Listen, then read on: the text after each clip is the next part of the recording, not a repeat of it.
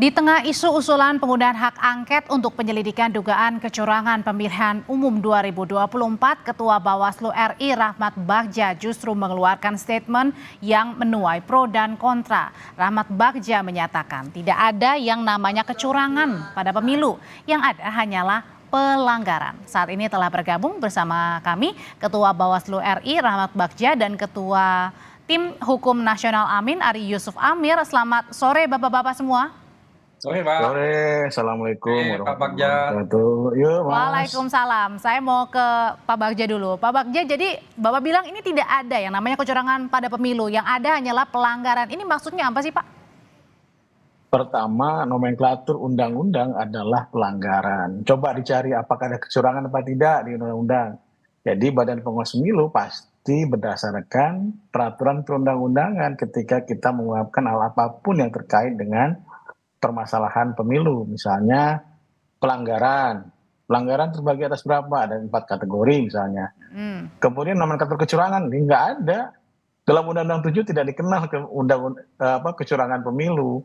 Jadi kami meluruskan ya, kalau kemudian perspektif Ini masyarakat. perbedaan hanya kata atau maknanya, Pak? Pertama, pelanggaran bukan hanya kata dan makna, tapi dalam undang-undang demikian. Jadi buktikan saja nanti pelanggaran yang masuk, kemudian kita akan lihat setelah kita lanjuti, kita kaji, dan pasti ya kami menurut undang-undang itu wajib menindaklanjuti tiap laporan atau pertemuan yang didapatkan. Begitu Mbak, jadi nggak kita berdebat masalah curang. Kalau masyarakat kemudian kami tidak bisa mengontrol juga masyarakat bahwa bagaimana hal kecurangan enggak, tapi ketika Bawaslu ada curang apa tidak, pertanyaannya ada pelanggaran apa tidak. Gitu. Jadi hanya pemilihannya saja pelanggaran, bukannya kecurangan gitu ya, Pak? Ya, dalam undang-undang tidak ada kecurangan, Mbak. Dalam undang-undang adanya pelanggaran. Coba dicari nomenklatur kecurangan dalam undang-undang, nggak ada, Mbak. Oke, kalau gitu sekarang saya tanyakan ke tim yang rencananya ini juga akan mendukung menggulirkan hak angket, Mas atau Pak Arief ya. Pak Arief, ini kan tim 01, baik 0 juga 03 ini mengeluarkan hak angket karena adanya dugaan kecurangan pemilu. Tapi satu sisi tadi Pak Bagja juga Ketua Bawaslu sudah menyatakan tidak ada yang namanya kecurangan, yang ada hanya pelanggaran. Jadi ini akan diubah makna atau apa yang dilihatnya? Pak Ari dari pernyataan Pak Bagja. Terima kasih Mbak. Jadi kita lihat begini, secara etimologi dalam Kamus Bahasa Indonesia itu curang itu berarti tidak jujur, tidak adil, culas. Sedangkan melanggar itu hanya bertentangan atau bertabrakan dengan peraturan yang dibuat. Nah, tadi apa yang disampaikan oleh Pak Bagja tadi? Apakah Undang-Undang Pemilu mengenal istilah kecurangan? Memang kita memahami satu undang-undang harus komprehensif, melihat dari keseluruhan dan makna filosofis daripada suatu undang-undang tersebut. Jadi jangan lihat satu pasal tanpa melihat pasal-pasal yang lainnya. Mungkin Pak Bagja belum sempat buka penjelasan pasal 286 ayat 3. Ada pelanggaran terstruktur, sistematis dan masif, dan disitu ada terstruktur. Ya, pelanggaran terstruktur adalah kecurangan yang dilakukan oleh aparat struktural, baik itu aparat pemerintah maupun aparat penyelenggara. Nah, seperti Pak Bagja ini kan aparat penyelenggara. Jadi kalau misalnya ini Pak Bagja nih nggak berlaku adil, nggak berlaku melanggar wewenang dan tugasnya.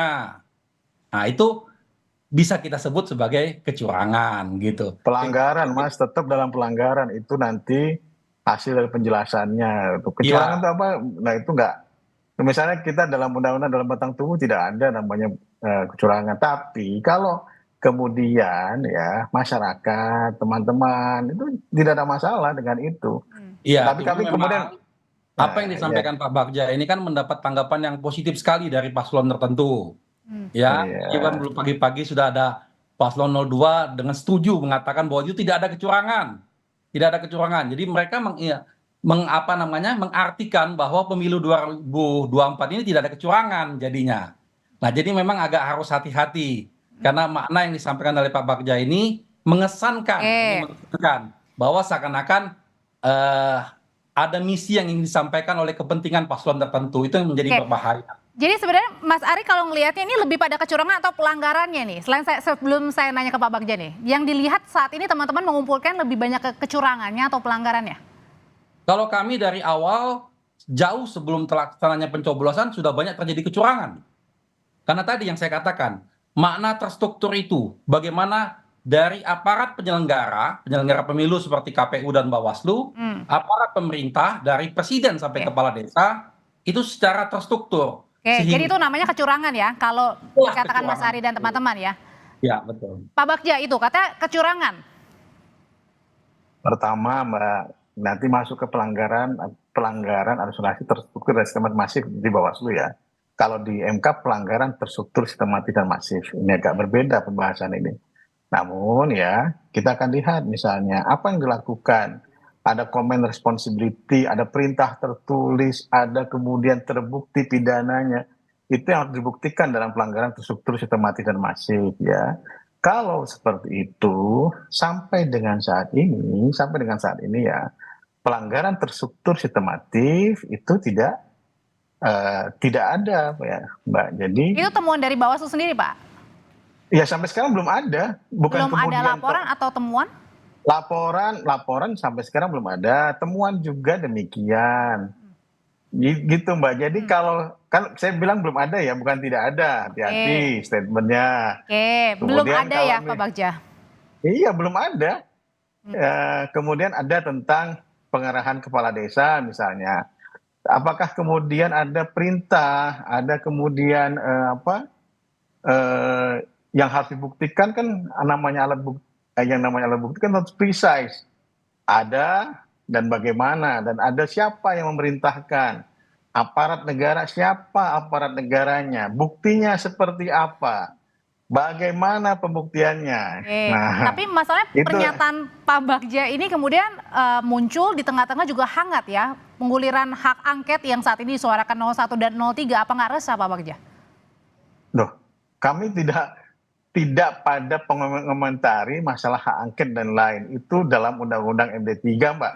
Dalam Undang-Undang Dasar dan Bawaslu ya tidak pada kewenangannya. Kita juga harus bicara itu. Tidak bicara kewenangannya di sini. Jadi kami ya dalam melakukan statement dan lain-lain juga harus memperhatikan misalnya ada nggak kecurangan? Ntar dulu kalau bahasa kecurangan bahaya ini. Nah, kita masih bilang ada 4 kategori pelanggaran: pelanggaran administrasi, pelanggaran tindak pidana pemilu, pelanggaran kode etik penyelenggara pemilu, dan juga pelanggaran hukum lainnya. Nah, nanti tadi Mas Ari tadi sudah sampaikan ada di penjelasan misalnya. Nah, kecurangan itu apa yang dibuktikan? Ada kemudian terstrukturnya seperti apa? Nah, itu harus dijelaskan. Ya. Dan itu pembuktiannya itu harus clear, precise. Jadi nggak boleh ada misalnya dalam pelanggaran administrasi TSM di Bawaslu, kalau nggak salah Bawaslu nomor 7 atau nomor 8 ya tentang pelanggaran administrasi TSM. Itu misalnya ada kuantifikasinya 80%. Oke, ya. baik. Kalau gitu sebentar Pak Bagja, saya mau tanya ke Pak Ari dulu. Pak Ari, kemudian 50%, dari 50%. Oke. 50%, Mbak. Oke, kemudian ada yang merasa ini nggak mempertanyakan dari tim misalnya dengan pernyataan ini, atau sebenarnya tetap jalan aja nih tim mengumpulkan bukti-bukti mau kecurangan maupun pelanggaran dugaan. Nah, kita juga tidak tahu nih konteksnya Pak Bagja membahas ini apa nih, apa kaitan dengan adanya mau ada hak angket sehingga Pak Bagja menggulirkan opini seperti ini ya. Karena begini, dalam konteks itu sebetulnya tidak penting kita mendikotomikan istilah pelanggaran dan kecurangan secara kontekstual ya.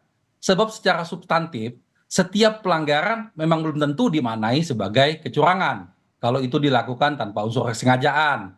Misalnya contoh lambat buka kotak, kecepatan melaksanakan segala macam itu ya. Tetapi kalau setiap kecurangan sudah pasti ada pelanggarannya. Nah, kita khawatir nih statementnya Pak Bagja yang menyatakan Undang-Undang Pemilu tidak mengenal istilah kecurangan, seolah ingin menarasikan bahwa tidak terjadi kecurangan dalam pemilu 2024. Ini bahaya nih. Jadi seakan-akan Belum tadi kata Pak Bagja kan belum ditemukan. Ini kan saya katakan seolah-olah jadinya. Sebab faktanya itu sudah terjadi. Bahkan diduga terjadi tidak hanya secara terstruktur, tapi juga secara sistematis dan masif. Nah, saya sarankan sebaiknya tugasnya Pak Bagja ya, Bawaslu, fokus kembalilah pada tugas dan wewenangnya. Jangan terkesan sebagai juru bicara paslon tertentu jadinya nanti. Bawaslu ini sebagai lembaga penyelenggara pemilu, Bentar, ada tanggapan dulu Pak Bagja. Penyelenggaraan pemilu di seluruh wilayah negara Kesatuan Republik Indonesia. Dan dia bertanggung jawab tidak hanya kepada pemerintah, tapi kepada masyarakat seluruh Indonesia, kepada seluruh rakyat, kepada Tuhan Yang Maha Esa. Tidak hanya saat ini, tapi juga saat yang akan datang. Baik. Jadi kalau tadi Pak Bagja mengatakan, cek dulu, bukti dulu, kami laporannya sudah sangat banyak Pak Bagja. Di seluruh daerah laporan kami sudah kami masukkan. Sekarang tinggal tugasnya Pak Bagja dan kawan-kawan memfollow upin laporan itu. Karena ini sudah kasat mata, misalnya penggerakan kepala desa. Oke. Pak Bagja juga sudah merasakan itu pasti. Pak Ari, sebentar saya mau Kalau kasih tidak ditanggapi, susah kita. tanggapan. Waktu ke Pak Bagja, silakan. Ya, silakan.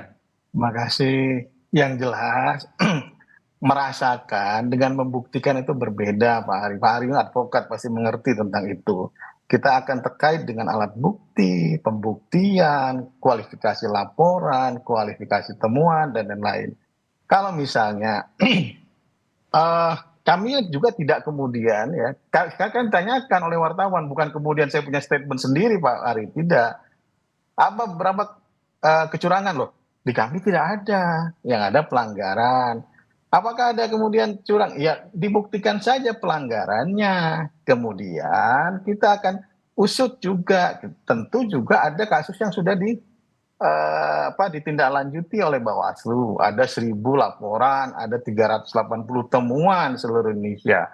Ada kemudian pada saat pengundian hitung, ditangkap politik uang dan lain-lain. Bukan kemudian Tapi laporannya udah diterima belum sih Pak Bagja? Itu tadi katanya tim Amin ini sudah ada masuk laporan.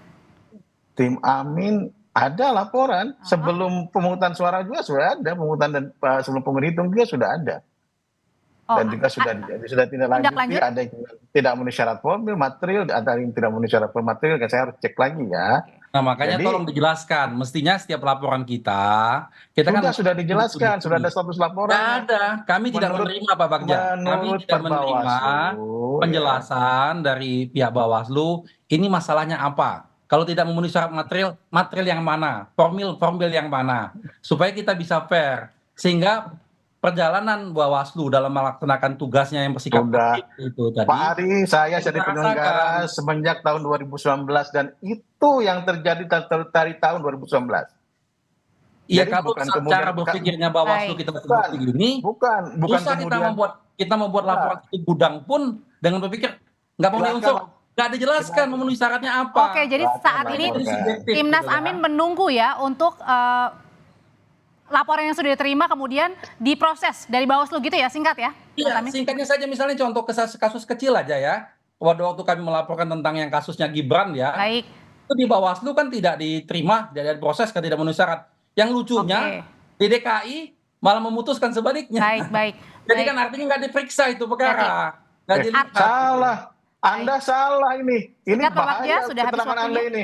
Enggak, keterangan Anda ini yang bahaya. Advokat yang seperti itu, lihat keterangannya. Jelaskan yang salahnya yang mana Pak Bagja. Pertama, tidak memenuhi syarat material formil dalam pidana. Kemudian ditindaklanjuti surat Bawaslu RI kepada teman-teman DKI untuk melakukan penelusuran. Bukan kemudian berhenti kasusnya. Jangan kemudian digoreng seperti itu, sudah dijelaskan kok dalam Dewan Kehormatan Penyelenggara Pemilu juga. Mohon maaf Bapak-bapak, kami harus potong karena waktunya sudah habis. Ya, untuk diskusi kali ini. Kan sudah disebutkan di situ. Makanya kalau Bawaslu sudah menjadi juru bicara seperti ini paslon tertentu, ini yang lebih bahaya. Oke, mohon maaf. Hati-hati. Anda yang harus hati-hati. Enggak, hati-hati. Anda bilang saya harus hati-hati kalau paslon siapa? Anda mengatakan tentang. Pak Bagja, Pak Ari, kami harus sudahi perbincangan sore hari ini. Masalah belum selesai. Kita masih bisa ke MK, masih bisa ke masalah bukan gitu. pelanggaran. Laksanakan aja tugas Anda sebagai Bawaslu, betul-betul melaksanakan. Gitu loh. Pelanggaran sudah lakukan dengan adil, ditindaklanjuti ya dengan jujur. Baik, diharapkan laporan diterima kemudian ditindaklanjuti oleh Bawaslu ya, oleh Pak Ari dan kawan-kawan, oleh Pak Bagja juga kemudian bisa menindaklanjuti. Terima kasih Ketua Bawaslu Pak Rahmat Bagja dan Pak Ari Yusuf Amir, Ketua Tim Hukum Nasional Amin sudah berbagi pandangan di Kompas Petang. Sehat selalu semuanya Bapak-bapak.